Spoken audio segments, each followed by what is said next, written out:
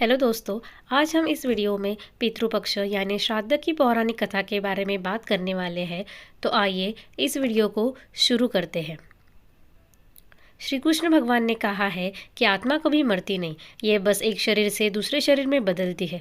इसलिए आप अपने पूर्वजों को जब भी कुछ अर्पित करते हो तो वो उन्हें मिलता है।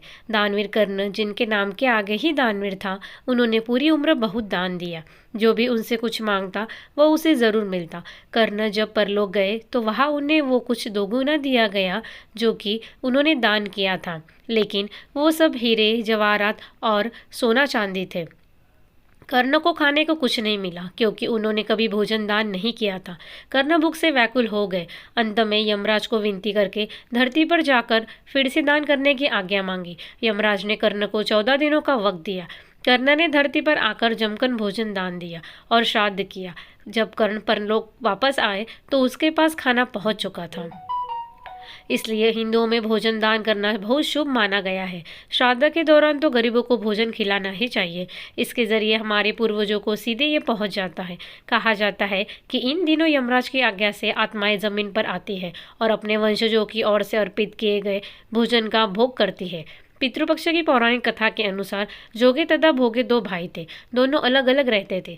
जोगे धनी था और भोगे निर्धन। दोनों में परस्पर बड़ा प्रेम था। जोगे की पत्नी को धन का अभिमान था, किंतु भोगे की पत्नी बड़ी सरल हृदय थी। पितृपक्ष आने पर जोगे की पत्नी ने उससे पितरों का श्राद्ध करने के लिए कहा तो जोगे इस व्यर्थ का कार्य समझकर टालने की चेष्टा करने लगा, किंतु उसकी पत्नी समझती थी कि यदि ऐसा नहीं करेंगे तो लोग बातें बनाएंगे। फिर उसे अपने मायके वालों को दावत पर बुलाने और अपनी शान दिखाने का यह उचित अवसर लगा।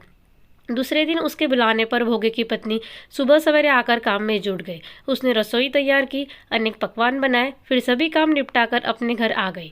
आगे उसे भी तो पितरों का श्राद्ध तर्पण करना था। इस अवसर पर न जोगे की पत्नी ने उसे रोका न वह रुकी। शीघ्र ही दोपहर हो गई।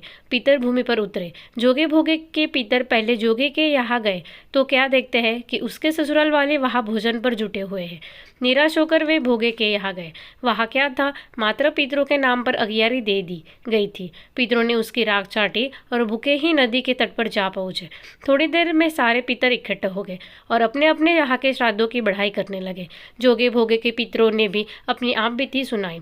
फिर वे सोचने लगे, अगर भोगे समर्थ होता तो शायद उन्हें भूखा न रहना पड़ता, मगर भोगे के घर तो 2 जून की रोटी भी खाने को नहीं थी। यही सब सोचकर उन्हें भोगे पर दया आ गई।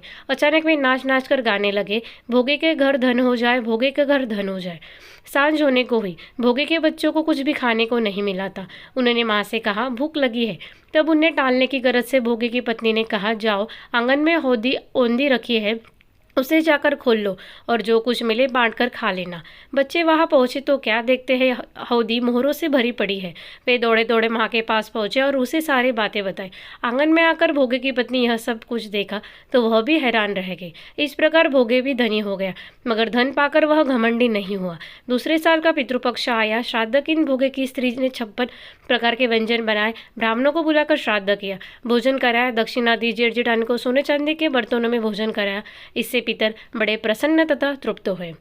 दोस्तों, अगर आपको ये पितृपक्ष की कहानी अच्छी लगी हो तो इस वीडियो को लाइक शेयर करें और ऐसे ही नई नई कहानियाँ सुनने के लिए इस चैनल को सब्सक्राइब ज़रूर करें।